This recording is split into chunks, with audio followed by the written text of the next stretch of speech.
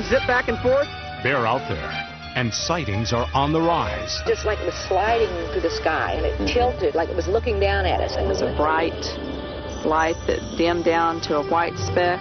Ordinary people, astronauts, cosmonauts, even former presidents have all seen extraordinary craft doing extraordinary things. I happened to glance out one time, and there against the black sky was a white object at about a 45-degree angle. From the historic crash in Roswell, New Mexico, to unprecedented mass sightings going on right now in the skies over Mexico City, the evidence is mounting. We are not alone. My Uncle Ted was standing more over here, kind of leaned over like this, and we're talking to this creature. Are certain people being targeted for terrifying encounters with alien civilizations? Are rumors of bizarre cross-breeding experiments true? I remember being on a table with my head turned away, not wanting to look at this creature. Does the government know more than they're willing to tell us? Our government has flat out lied to us for 40 years or more. Terror, wonder, conspiracy, transformation. They're all part of the UFO experience. Hello, I'm Tim White. Are UFOs real? You'll find out in this special report from Sightings.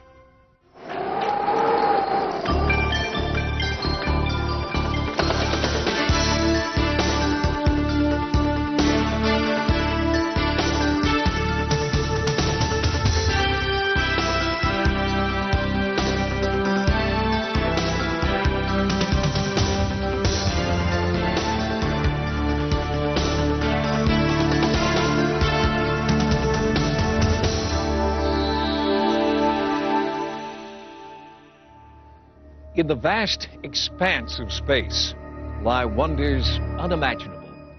Galaxies yet to be discovered, planets unnamed and unexplored, exploded stars teeming with the building blocks of life. Scientists are devising new technology to reach these outer worlds, but perhaps someone or something out there has beaten us to it. It was just a red flash of light. It sounded like, a swishing sound, sort of. Et alors autour de cette forme, il y avait des petits cruceaux ronds. I saw this big triangular shaped 3 lights on each corner coming over my house. Mysterious lights in the sky. They were like stars. No sound. It just like it was sliding through the sky, and it tilted like it was looking down at us. It was a bright light that dimmed down to a white speck and went back to a red light, down to a white speck, and then just disappeared. You guys watching this inside? It's going up. Going straight up. Are these people sighting extraterrestrial spacecraft? Or is their imagination fueled by movies, books, and television simply misidentifying experimental aircraft? Holy cow! To answer these questions, we have to look back at the history of UFO sightings. Cave art in Australia and the western United States, painted at least 5,000 years ago by prehistoric civilizations, seems to resemble modern descriptions of creatures from outer space. Halfway around the world, a 13th century fresco inside a church in Yugoslavia includes a flying vehicle. It would be another 700 years before technology made flight possible. The modern age of UFOs began in 1947. Ex-military pilot Kenneth Arnold was flying his plane over the Cascade Mountain Range. He encountered several objects traveling at an extreme rate of speed. Although there are no photographs, Arnold had a drawing made of what he saw. His sighting triggered hundreds more that year across the United States. UFO mania reached a fever pitch in the summer of that year when the Army Air Force reported recovering a crashed saucer in New Mexico. The next day, the government claimed the disk was only the wreckage of a weather balloon. Sightings of unexplained phenomena weren't limited to just the United States. Marina Popovich, a Soviet pilot with over 100 airspeed and endurance records to her credit, had her first UFO encounter in the mountains of southern Russia. My first contact with a UFO was a rather special experience. It was in the mountains, and I saw a sharp ray coming out of a huge sparkling ball. Even some of the men and women who have been in space have reported seeing things they can't explain. Gemini and Apollo astronaut James McDivitt had his own encounter in June of 1966. While in orbit above the Earth, an unidentified object outside the window caught his attention. I happened to glance out one time, and there against the black sky was a white object. Geometry of it was sort of like a beer can or a Coke can with a pencil sticking out one of the round edges at about a 45-degree angle. What was it? McDivitt did snap a few pictures, but after turning the film over to NASA, the film mysteriously disappeared. Was it a clerical error, or evidence of a government conspiracy to hide the truth about what's really out there? A 1990 Gallup poll showed that nearly 50% of Americans believe in the existence of UFOs. This despite the fact that most photographs and film footage of the actual sightings are not very good. The images are scratched, out of focus, or the camera's just too far away to see things clearly.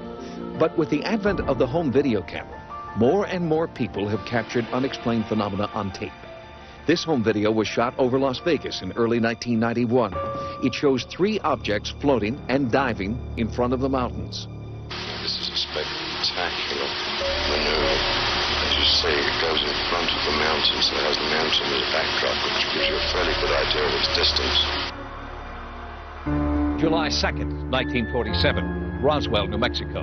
The time and place of the most significant event in UFO history. Something crashed on a remote sheep ranch and was confiscated by the military.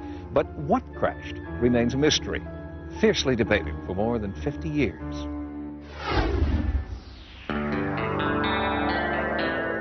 Roswell, New Mexico. It's as quiet and peaceful today as it has been for decades.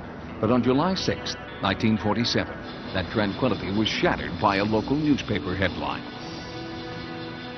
Air Force captures flying saucer on ranch in Roswell region. The story described wreckage of a flying disc found near a place called Corona, and it was based on a press release written by the public information officer at Roswell Air Base, Lieutenant Walter Haut. This building here, building number 84, is a building I believe that they brought materials from the Corona crash and stored them in here temporarily. The chief intelligence officer at the base, Major Jesse Marcel Sr., was sent out to the ranch to collect the crash debris and transport it to the Army Air Force headquarters for examination. In the meantime, newspapers all over the western United States picked up the story. But before Marcel had landed his plane and strange cargo, the Air Force issued a second bulletin. By the time the B-29 with Jesse Marcel and some of the wreckage got to the headquarters 2 hours after they left in Fort Worth, Texas, the fix was already in to kill the story. The second press release was far different from the first, saying the wreckage was actually from a weather balloon. Could the Army's top intelligence investigators have committed such a basic blunder, failing to recognize the mundane remains of a weather balloon when they first encountered it? No, says nuclear physicist and part-time UFO researcher Stanton Friedman, who's been investigating the Roswell crash for over a decade. He says that while Marcel was in the air, the Roswell base commander, Brigadier General Roger Ramey, got orders from Washington to cover up the incident.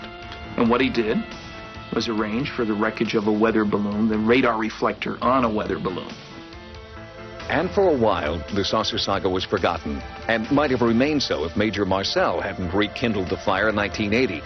Just before he died, Marcel admitted that the weather balloon story had been fabricated to hide the truth. He told Walter Haut there really was a saucer crash. He made statements to the effect that it was nothing of this world. It couldn't be bent, torn, cut, pierced, burned. He went through a whole list of them. I said, we just don't have the technology to produce material like I brought in from that ranch. Stanton Friedman contends that wreckage from an unidentified craft landed 200 miles away from the Roswell site. Friedman and other ufologists believe that this proves that there was not one but 2 crashes over New Mexico on July 2nd, the result of a spectacular mid-air collision. And at the second site, there were survivors. When I first came up to the craft, the creatures were laying like this in a line, side by side.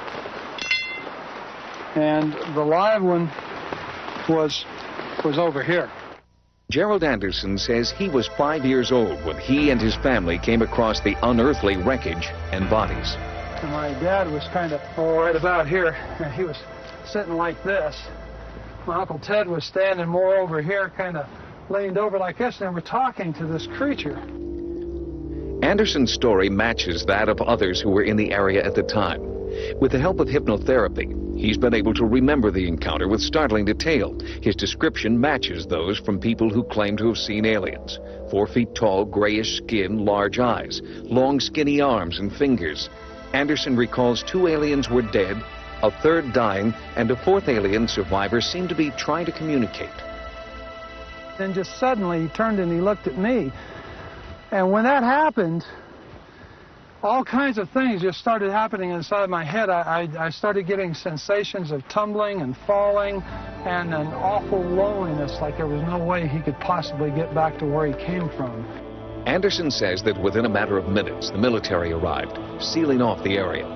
The civilians at the site were threatened with bodily harm if they talked. Nevertheless, in the past 20 years, hundreds of witnesses have come forward, some daring to speak only on their deathbeds. Since Roswell ushered in the modern age of ufology, there have been more than 200,000 UFO sightings. Most are single craft witnessed by a single individual, making it virtually impossible for researchers to verify. But since 1991, ufologists have been documenting the largest mass sighting in history in the skies over Mexico City. The sightings began on July 11th, 1991. On that day, there was a total eclipse of the sun. One of the best places in the world to view the eclipse was Mexico City. And for the first time, because of the home video revolution, thousands of people pointed their video cameras to the skies. Exactly at the time of the full solar eclipse, a disc-shaped craft appears over the city, hovers for over 30 minutes. 17 people on the ground recorded it on home video. And that's never happened before in the history of ufology. When modern scientists forecasted the date of the historic solar eclipse, they weren't alone. Some believe the ancient Mayas also predicted the exact date of the eclipse more than 3,000 years ago. This Maya calendar made another startling revelation. It predicted that on the day of the eclipse, a new age of enlightenment would begin. It's referred to as the prophecy of the sixth sun. The legend of the sixth sun, the new sun, signified by the great eclipse that just occurred, speaks of an opening of knowledge. The sixth sun indicates precisely the moment of its arrival. Strangely, on the day of the eclipse, something did arrive in the skies over Mexico. Hundreds of those home video cameras that were shooting the eclipse got something completely unexpected. UFOs, unidentified flying objects, all videotaped by hundreds of different people. So far, more than 110 home videos have been verified as containing footage of unexplained craft. It may sound difficult to believe in a city with almost 20 million people that practically every afternoon you can see a UFO. Jaime Mason is one of the most respected television journalists in Mexico City today, hosting a Mexican version of 60 Minutes. Mason calls himself a former skeptic. During the last year, thousands, and I would say hundreds of thousands of people have witnessed UFOs. What I feel is important as an investigative reporter is the fact that the evidence presented was never questioned. The credibility of the witnesses was attacked, not the proof that they presented. People from all walks of life videotaped wave after wave of UFOs hovering in the sky. Sightings has obtained the exclusive U.S. rights to these historic tapes. One of the first to come forward with his home video was respected dentist Dr. Marco Antonio Rosas. The people are definitely not nervous or afraid of the appearances of the UFOs. The people actually like the idea and feel that these appearances can bring some benefit to the Earth. Since the eclipse, the UFO sightings have continued week in and week out, and the acceptance of the phenomena by government officials has made even the most reticent eyewitnesses willing to come forward. Padre Ferrer, a priest at a local Catholic church, has seen and recorded these mysterious UFOs. Christ speaks of his kingdom as not being from this world, that his angels would help him But these writings are very dangerous, and I don't like to use them. But I believe that there is a possibility. I believe there are a lot of possibilities. I came out to take a video of that pine tree against the light. When I came up, I saw the light appear over the mountain over there. It was not an ordinary light. It was blue and very intense. I've never been afraid of something like this. On the contrary, what I've been able to observe has been wonderful. Once a philosopher said, if God is outside of the truth, I'll stay with the truth. So I feel there is no contradiction. Unlike the U.S., where UFO controversy most often takes place outside the media mainstream, the Mexico mass sightings are discussed openly on national television. Not everyone agrees the UFOs are extraterrestrial craft. But in Mexico, healthy debate on the true origin of these UFOs is encouraged. So, to rule out the possibility that these UFOs are conventional aircraft or an organized hoax, we had our videotape footage analyzed by David Froning, retired chief scientist at a major aerospace firm. As far as the pictures of in-flight videos, this is about as good as I've seen. They demonstrate a field propulsion and technology that's far beyond anything that I'm aware of that we have today. Most scientists look at these things as not that these are phenomena that violate known physical laws. It's just that they're phenomena that our known laws cannot explain right now.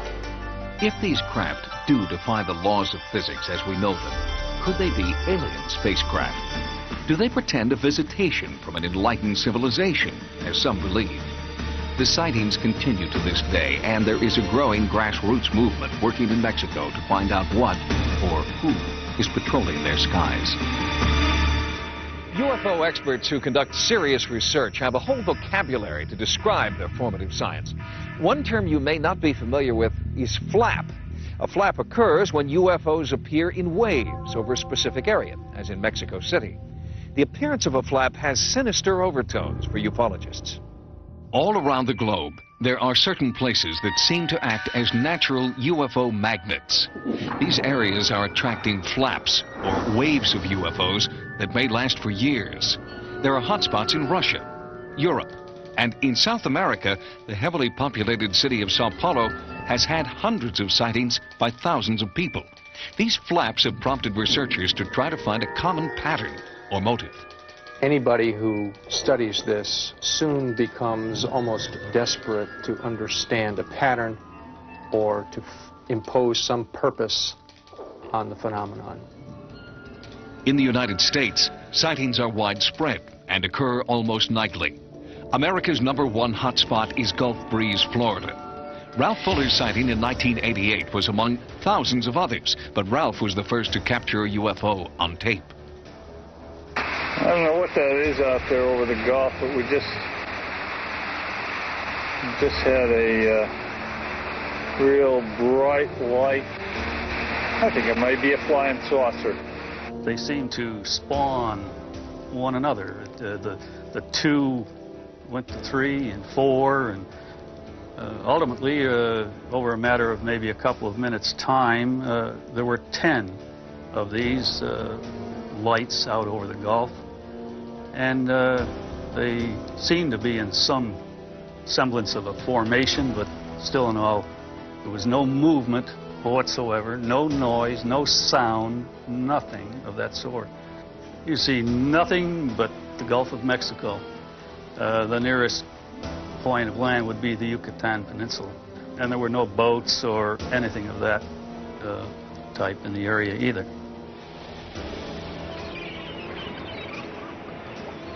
These are sky watchers, amateur UFO enthusiasts in the Gulf Breeze area who go out almost every night of the week with cameras and binoculars in search of UFOs.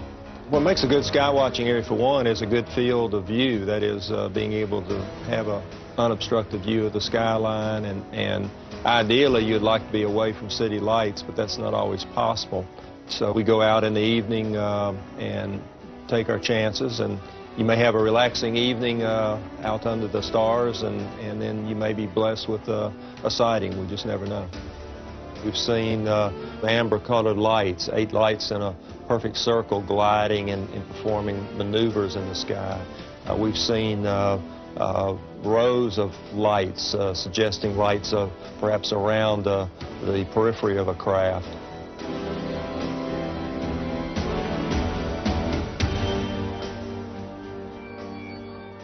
There are UFO hotspots all over the country. Gulf Breeze, certainly, but also here in New York State near a little town called Pine Bush. And the hotspots here near Pine Bush, according to one scientist, have a very special meaning. Bruce Cornett is a geologist who lives near Pine Bush, New York. After numerous significant sightings of UFOs near his home, he began studying the area with an electromagnetometer. What I found is that these magnetic anomalies are in specific patterns. And all of the UFO activity, the landings, the sightings where they are taking off and landing, when we've been able to identify specific areas, are associated with these magnetic anomalies. Are you suggesting that nature created homing devices deep in the ground? No, I think that it's a reverse. If we are dealing with an alien culture and they are doing something underground, they're using the natural magnetic anomalies to disguise their own magnetic signals. Are you saying there are, or could be, aliens in the Earth? I'm not saying it's certain. It is definitely possible, based on what I've seen. Do you realize how that sounds? I don't like the idea just simply because it is so outrageous. Then I would have to also add some of the photographic data that I have that shows, at least in one particular case, a UFO going up at a 7-degree dive right down into the ground, what appears to be. One of the most well-documented sightings in history occurred in Pine Bush on August 6, 1992. We think in excess of 1,000 people may have seen 2, 3 ships or 4 ships where I took video, and all the police departments across the whole lower New York State area was simply inundated with just hundreds and hundreds of calls. We looked over the top of the trees, and there was this object there out of nowhere, this great big object. It was about 300 foot wide, the size of a football field hanging over your head, and about 300 foot off the ground. We looked at our clocks, and we had 3 battery-running clocks, 2 in the kitchen and 1 in the living room. And for some strange reason, all 3 clocks were stopped at the same time. Just about everyone in Pine Bush has seen a UFO. In his barbershop, Butch Hunt hears a lot of stories from eyewitnesses about strange alien encounters. About 60% of the people around here, I think, have seen something. And some talk about it and some don't. They're just afraid to talk about it. Afraid of ridicule and intimidation. The one that we saw was over at Red Mills Bridge. And there were 6 of us in the car. But it just so nice. It just glided right over the trees. And we just got out and stood there. Just gawked at it. And nobody said a word. But the whole episode was probably 30 seconds.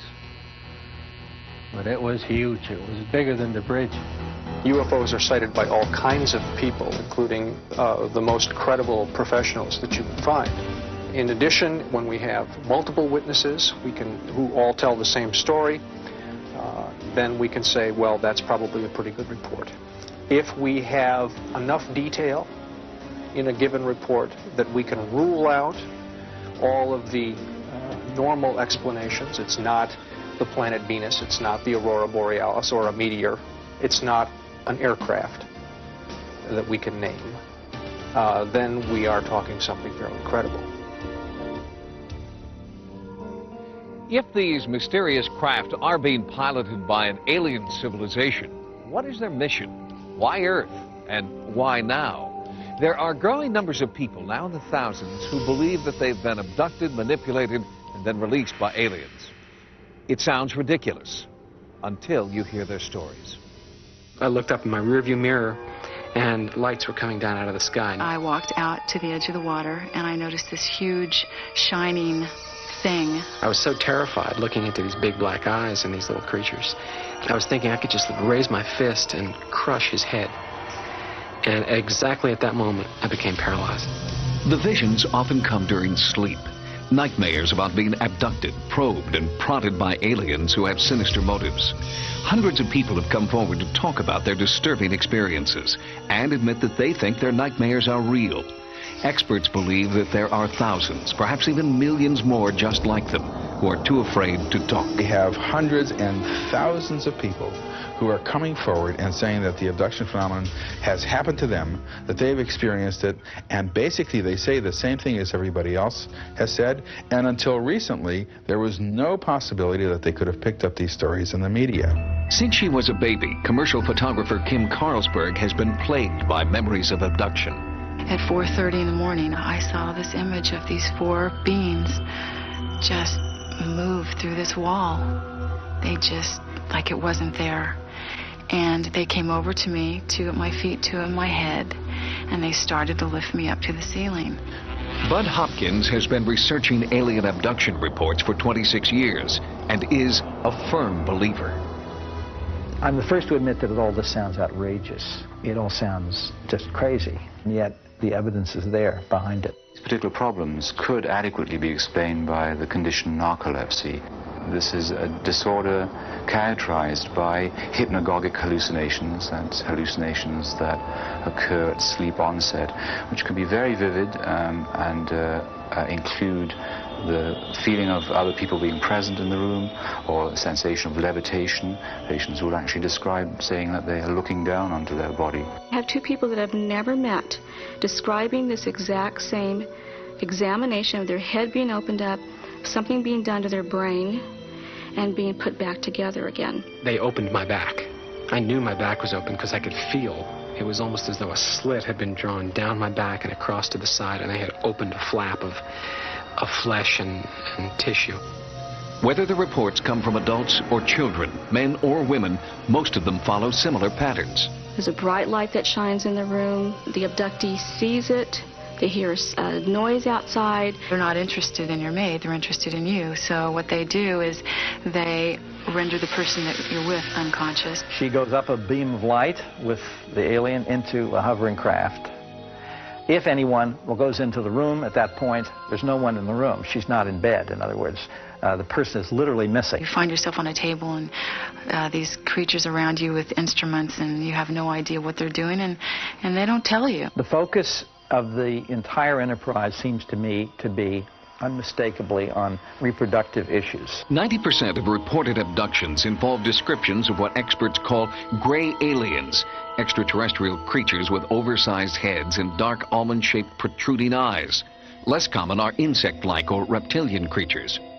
The reptilian type has bothered a lot of people. It seems to be quite hostile and intrusive, often has claw-like hands, and I know there's one case where claw marks were photographed on the back of a woman. There's one being in particular that I always recognize, and he's not a gray. He's taller, he's thinner, he's got a bigger head, he's got bigger eyes. His limbs are very praying mantis-like. I remember being on a table with my head turned away, not wanting to look at this creature. And then when I looked at him, I just recognized him as the one that I hated. In a few cases, subjects claim to see hybrids, creatures who are half human, half alien. Some abductees believe they are being crossbred with aliens to create these hybrids. A very important part of the abduction phenomenon is that there are reproductive procedures carried out upon them. I've been shown children. I've been shown babies. I've been asked to hold children and babies. I've been asked to give these children affection. And these children aren't alien children, and they're not human children. They're somewhere in between. I had a woman who had been to the doctor, had an ultrasound done. Her husband was there. Everyone observed at 3 months a healthy fetus. The next day she wakes up screaming. They took it. Is so upset, her husband takes her back to the doctor. He does a pregnancy test, finds out she's no longer pregnant. They do a D&C. There's nothing there. The most humiliating thing that happened to me is they put a cylindrical sort of thing over my genitals, and it made me have an orgasm in a second. And I really feel like I'm one of those few men who knows what a woman feels like when she's raped. I've been on a table and I've seen something removed from my body that I will call a fetus, a baby. It was so small I couldn't believe that it could live on its own. I remember putting my finger in the arch of its foot. I was afraid to look at the face. I was afraid to see what it looked like. There seems to be an enormous interest in the emotional side of this, too, on the part of the aliens. They want us to hold these odd little children, these babies. They want to see how a mother will hold in love a child, things which to us are instinctive. The abduction phenomenon begins usually in infancy, or at least by the age of 2, 3, or 4. It continues all through childhood, all through maturity, and into old age as well. I have many cases where the person is taken as a child, usually what we refer to as the bedroom visitation. I was laying in bed, I opened my eyes, and here's a little gray standing there looking at me.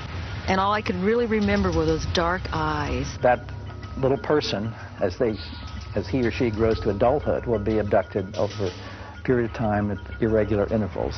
Let us assume that this is all being made up, that this is internally generated, that there is no abduction phenomenon.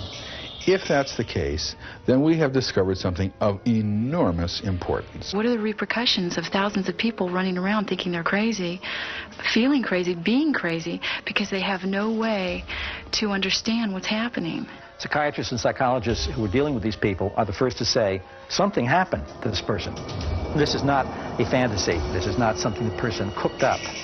This was an event in that person's life which was truly upsetting. These experiences are not pleasant experiences. This is not something I'm happy happened to me. There's a part of me that would love to find the answer that it was something else. One of the most important and controversial UFO sightings in U.S. history occurred in Kecksburg, Pennsylvania, in 1969. To this day, many researchers who've investigated this sighting believe it is a model for how our government maintains secrecy and disseminates disinformation about UFO sightings. Kecksburg used to be just like a lot of other small villages in western Pennsylvania.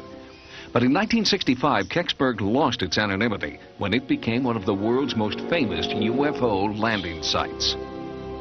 I happened to look up in the sky and I seen this red fireball. It sure wasn't a meteor, because I've seen them fall before. I never seen any of them with blue lights on. And it looked like it made a turn and come back again. And when it come back, it seemed like it went down. It was December 9th, 1965, a night that many townspeople will never forget. I got my flashlight and I started down through the woods up to where it was at. There was no wings, there was no tail section, there was no motors, there was no windows, there was no doors. It was big enough for a grown person to stand up in. It had like Egyptian writing, like backwards writing on it. Stars and circles and dashes and lines and things like that. It looked like an acorn. It was really weird. Some claim the UFO wasn't the only thing to arrive that night. It wasn't too much longer. Down through the woods come two gentlemen. The one gentleman, very ramrod straight, very authoritative voice, crew-cut hair. I mean, he just reeked of military. He looked at the object and looked at us. He says, all right, this is now a restricted area. Means we're all ordered out of here. Some military people come to the house and said they'd like to use the phone. They sort of took the house over. We started talking among ourselves, what's going on. About that time, up here on the road, comes a big flatbed truck in. The flatbed went down and empty, and it come back. He got out with something on the back of it, covered up about the size of a Volkswagen. That truck was hell-bent for leather, and if you'd have walked out on that road, you'd have still been there, because they'd have scraped you up with a putty knife. They weren't stopping for anything or anybody. And that began the real mystery of this whole thing. 27 years later, what happened down there in that woods surrounded by fields, if anything happened down there at all, is still a matter of bitter controversy. You've got this town split into two groups. You got the believers and the non-believers. There's been some friendship lost, and it's foolish as far as I'm concerned. I have a brother-in-law that he hasn't spoke to me for 2 years, said that I lied about everything, but I never lied about a thing. You got neighbors and neighbors that has known each other all their life. Now they don't want to talk because one believes it and one don't believe it. Just as the town is divided, so too are experts who have researched what really happened in Kecksburg. Planetary expert Robert Young believes that some citizens may have perpetrated a hoax. He claims the UFO was merely a meteor, known to have passed over Ontario and several northern states that evening. Virtually all of the accounts can be explained by people having looked toward and seeing the Ontario meteor. How about the accounts, though, of the military that turned out in large numbers, kept people away from going down there, a truck that went down into the area and came out? You got eyewitnesses that say, this happened. Right. I understand it. I have written, signed eyewitness accounts from 61 local people who say that there was nothing crashed here or was recovered. There was no military occupation. A lot of people probably think you're the government. Well, sure, yeah, but I'm not. I don't know how some people can say that nothing ever happened when there were so many people that saw things that night. Something had to happen. I know what I saw, and I'm not going to deny it. They can tell me I'm lying, but I know that I seen the military in my house that night. Freedom of Information Act states there was 212 military personnel here that night. Sightings attempted to speak with the Kecksburg residents who deny anything extraterrestrial ever happened here, but they all refused our invitation to talk. Even the landowner whose property was the alleged crash site remained silent. I think the government bought them off, or threatened them with something that got them scared half to wits. Ironically, their refusal to talk has only deepened the controversy. UFO researcher Stan Gordon heard about the Kecksburg incident on the radio the night it allegedly happened in 1965. He's been investigating the sighting ever since. So much of what we know about the case now, we've learned since about 1987, with the fact that now we have at least 4 different eyewitnesses who apparently saw the object on the ground at Kecksburg. The fact that there are dozens of people independent of each other who don't even know each other yet, who have given us detailed information about what they experienced and saw that night. And they're giving us confirming information that has not been published yet. The skeptics, and these include the people who own the land and some very substantial citizens of Kecksburg, think that this whole thing is loony. Why do they feel so strongly the other way? Could be that some of these people were in the wrong place at that time. They were in a position where they didn't see what was going on. And if you see the geography of the area and where the majority of people were that night, they could not have seen the military activity that was happening on the land on the other side of the area down there. Do you have any hard evidence at all that what went down in the woods near Kecksburg was something other than a meteor, or was anything at all? Unfortunately not. As in so many of these cases, you have to go by the eyewitness accounts. And in this case, the eyewitness accounts are very, very strong. And again, unfortunately, we don't have that type of information. If this was the case, whether it be a space probe or in other UFO cases, sure, if we had the physical hardware, the mystery would be over. What do you think it is? What do I think it is? At this point, and again, this is not conclusive, at this point, the weight of evidence would point in the direction that this may have been a Soviet space probe. If the object were proven to be a Soviet space probe, then many questions would be answered.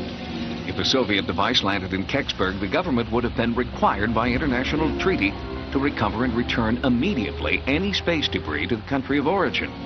But retired Army Sergeant Clifford Stone doesn't believe the Soviet probe theory. If this was of Soviet origin in 1965, the State Department would have released documentation to me under their Moondust files. To date, none of that information has been forth. Clifford Stone collects government documents about space debris recovery operations, like Project Moondust and Project Blue Fly. He began his investigations in 1965 when, as an Army sergeant, he witnessed a top-secret delivery to Lockbourne Air Force Base, about 200 miles from Kecksburg. I noticed that on the back of the vehicle, it had something that was covered by a tarp. It was about 10 to 12 foot at the base, 12 foot tall. It looked like a chocolate drop. When my friend told me that every question I ever had about UFOs was under that canvas, I was mystified. Since that time, Stone has repeatedly attempted to obtain information from the government regarding that object. Each time, the government's response has been the same. They have taken the stance, by direction of the President of the United States, we may neither confirm nor deny the existence or non-existence of any information that all involve the recovery of unknowns. Kecksburg remains a town divided. The only thing on which believers and non-believers can agree is that all they want to know once and for all is what really happened on December 9th, 1965. What would you like to see happen next? It's time now, after 27 years, that the public has the right to know the true facts, regardless of what the object was or what really occurred. Something came down. From numerous eyewitness accounts, there was a lot of military activity into the small village. Then an object was located, that it was recovered, it was transported away for study. What was the object, and why after 27 years haven't they revealed what really was found? Until authenticated debris is collected and publicly displayed, the validity of the UFO phenomenon rests entirely with the credibility of its eyewitnesses. Ufologists know this and have spent many years collecting sightings reports from the most credible eyewitnesses of all, military pilots. Unfortunately, these pilot reports remain unconfirmed because military personnel in this country refuse to talk on the record. But in Russia, one former Soviet pilot is talking. In 1991, a pilot in Russia came forward and told of a frightening UFO encounter. Risking ridicule, Maxim Cherbakov was determined to tell what he maintains is the true story of his bizarre experience. At 19, Cherbakov was one of the rising stars in the Soviet Military Flight Academy and became the Russian equivalent of a Top Gun. His flying record was impeccable until August 1991. Then, on two separate occasions, he had strange mechanical malfunctions in his jet aircraft. On one occasion, he was forced to eject. An investigation of that incident concluded that Cherbakov had acted calmly and rationally. But 12 days later, a third incident would change Cherbakov's life forever. 20th August, second shift. I made 2 flights with my commander, and third flight I made on my own. I gained an altitude of 3,900 meters. Then suddenly, I saw a ball in front of me, about 20 degrees to the right. He watched the object for several seconds. Then, as it came toward him, Cherbakov tried to radio the base.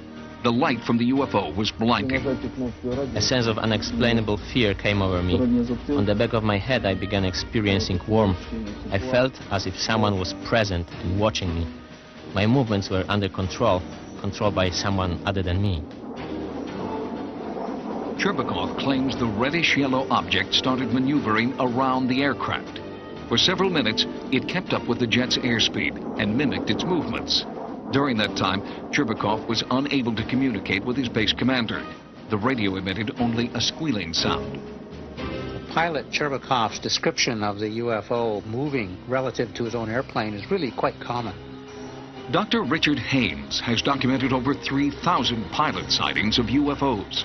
I have thousands and thousands of cases of pilots in daylight encounters with structured objects, in the sense of having three-dimensional mass, in the sense of having aerodynamic kinds of flight behavior relative to the aircraft. And so what he describes here fits in very nicely to what I have from hundreds of other pilots around the world. Suddenly, in rapid-fire succession, the generator in Cherbakov's jet failed. The instruments indicated a fire on board, and the cockpit filled with smoke. The base commander ordered Cherbakov to eject. I began arguing with the commander because the plane was still above the residential area. My altitude began to drop rapidly. I had to pull the plane out of a nose dive. At the altitude of 1,000 meters, I finally cleared the residential area and I ejected. 4 seconds later, the plane exploded. Cherbakov landed safely in a field and was rescued an hour later by a military helicopter. While officials combed the wreckage of the jet, Cherbakov was examined at a military hospital. An intensive 3-day interrogation followed. The interrogation was conducted with a sense of total distrust toward me. Right from the start, they told me that the first, the second, and now the third incident is all your own doing. Cherbakov was also interrogated by the KGB, who did not believe his story and charged him with insubordination and sabotage under the International Terrorism Act. Cherbakov claims the KGB threatened that if he did not tell the truth, he would be brought to trial, found guilty of terrorism, and shot by a firing squad. Vladimir Azhaja heads the Russian Center for the Study of UFOs, housed in the Ministry of the Interior in Moscow. Dr. Ajaja is considered one of the world's foremost experts on UFO phenomena and has studied Cherbakov's case. We concluded that Maxim has a normal, healthy psyche and is not inclined to fantasies. Retired Major General Albert Stubblebine is a former commanding general of U.S. Army intelligence. He witnessed and documented a hypnosis session conducted with Cherbakov by an American psychiatrist. As she was taking him into the trance, he changed from this terrorized, fear-ridden kid into a pilot, sitting in the cockpit, sitting in the seat, sitting with the controls, relating what was going on. There was a change in the individual. Anybody can fabricate. The question is, was he fabricating? And he struck me as a person who, in that situation, was not fabricating. Whatever it was that he was saying, he truly believed had happened to him. Maxime really believed he had not done anything wrong, in fact, had done the right thing, and desperately wanted this sorted out. Although affidavits to that effect were presented at his court-martial hearing, the court still blamed Cherbakov for the destruction of his aircraft. But the military prosecutor admits that some of the evidence of Cherbakov's innocence was very convincing. From the beginning, I had doubts about the truthfulness of Cherbakov's statement. But after questioning his mother, his comrades, and his superiors, I became convinced that Cherbakov had an encounter with a UFO. In January 1992, the case against Maxim Cherbakov was dropped. But despite this vindication, he was not welcomed back into the military. There is no training for pilots to deal with such encounters. The older pilots told me that a lot of encounters happen, but they don't speak about them. I feel that I'm missing something from my soul that I want very much. My love for the planes and flying has remained and will continue to remain. Did Maxim Cherbakov see a UFO? We may never know the answer, but one thing is clear. Maxim Cherbakov ejected only after he saw that his jet would avoid populated areas below. Many in Russia suggested that Cherbakov should be awarded a medal for heroism. The United States Air Force admits that between 1952 and 1969, they conducted a study, codenamed Project Blue Book. Its purpose was to determine if UFOs posed a real threat to the American people. Project Blue Book concluded they did not, and since 1969, the Pentagon has denied participating in any other UFO study. But ufologists believe this is a lie. They point to evidence of a monumental conspiracy designed to hide what the government knows and when it knew it. Our government has flat out lied to us for 40 years or more. They've threatened people and intimidated people. They've spied on UFO groups, infiltrated UFO groups, spied on researchers, compiled dossiers. Their responses bordered on paranoia. In 1988, reporter George Knapp of Las Vegas CBS television station KLAS began investigating the U.S. government's involvement with UFOs. He says he's found evidence proving a massive cover-up that began in 1947 and continues to this day. The CIA says that it does not collect information on UFOs, and it hasn't since the 50s. There are reams of documents squeezed out of the CIA that indicate that they have on staff CIA UFO experts, agency personnel monitoring the situation on an ongoing basis. The FBI denied having any documents on UFOs in the 1970s, the early 1970s. 3 years later, they released 1,700 pages of information on UFOs, documents that they had. They lie. But for UFO researchers, there is one persistent problem with those hundreds of released pages. Most, like this 1958 UFO memo to President Eisenhower, have been highly censored, essentially making them unreadable. Even this National Security Agency document explaining why UFO data should remain secret is itself almost entirely blacked out. Ironically, the official position of the U.S. government is that UFOs are not a threat to national security. Yet the agencies involved claim the censored information is vital to national security. From 1947 to 1969, the Air Force conducted Project Blue Book. Staffed with just 3 people, it studied 12,000 UFO sightings. All but 701 were explained to the military's satisfaction. And the group that remained unexplained? It does not contain any pattern of purpose or of consistency that we can relate to any conceivable threat to the United States. The Air Force closed Blue Book in 1969, but project critics weren't satisfied. The first person to head it up, Captain Edward J. Rappelt, quit in disgust, wrote his own book, and declared that there was something to UFOs, and the Project Blue Book was nothing more than a whitewash.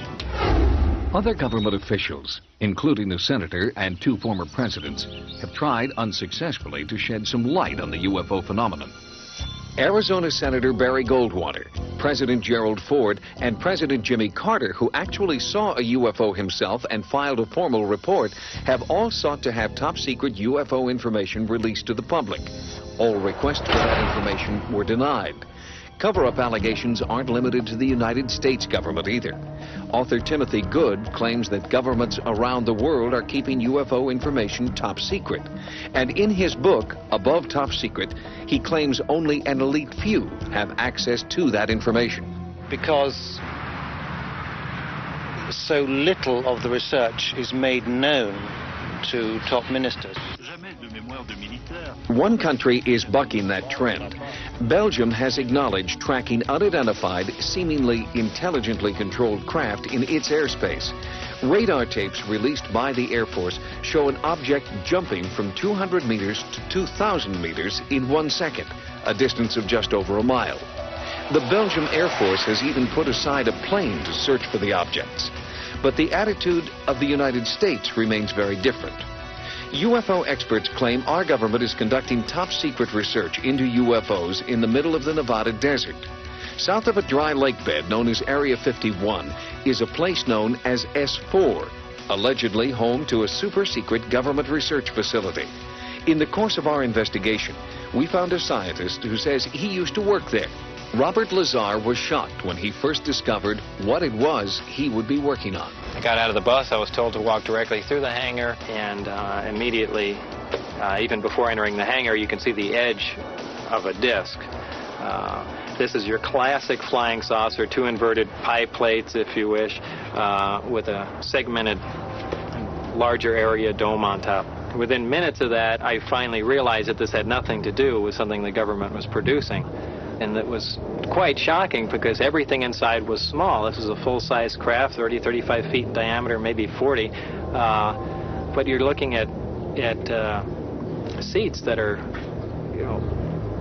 18 inches off the ground, obviously made, for something smaller. And certainly wasn't made for children to play in. Lazar says there were 9 spaceships in all, and he claims to have seen one fly.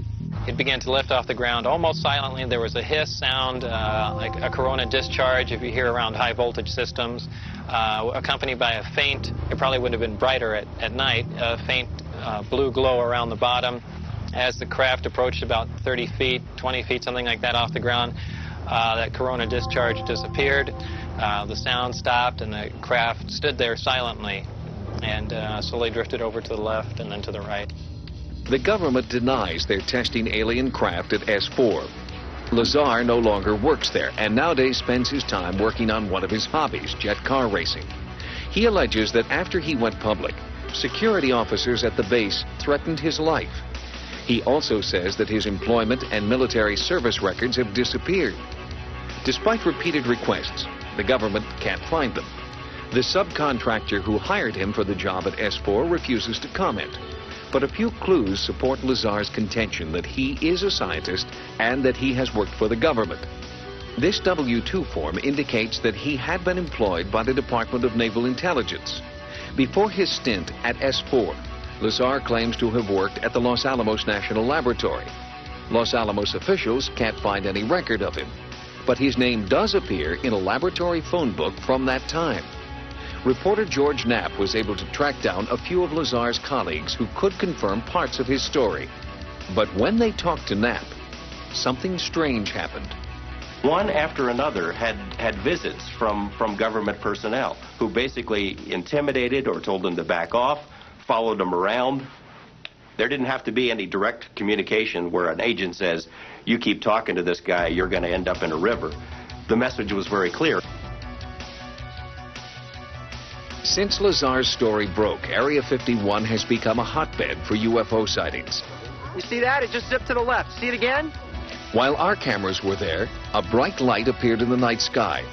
Utterly silent, it seemed to float below the mountaintops. Analysis of our videotape proved inconclusive.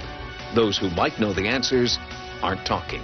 I've been covering organized crime in Las Vegas for 10 years, dealing with mob hitmen and mob informants, people who have been in the witness protection program. The fear that is generated by this UFO subject for people who really know about it far outweighs the kind of fear that the mob inspires. I mean, people are more afraid of our government than they are of organized crime. I am exactly sure of what I saw. I know what mainstream science is like. I know where physics stands. I know all of that. And this is an extraterrestrial craft. This technology is hundreds and hundreds of years in advance of us, and that's the end of that story. The people we've heard from in this report believe that they have had close encounters of the first, second, third, even fourth kind. Skeptics charge that they're mistaken, that they're misinformed, or at the very worst, just plain crazy. But are we, the human race, so conceited as to believe that we are alone in the universe? Is it possible that in the infinite frontier of space, this speck of intelligent life we call Earth is the only one? For Sightings, I'm Tim White.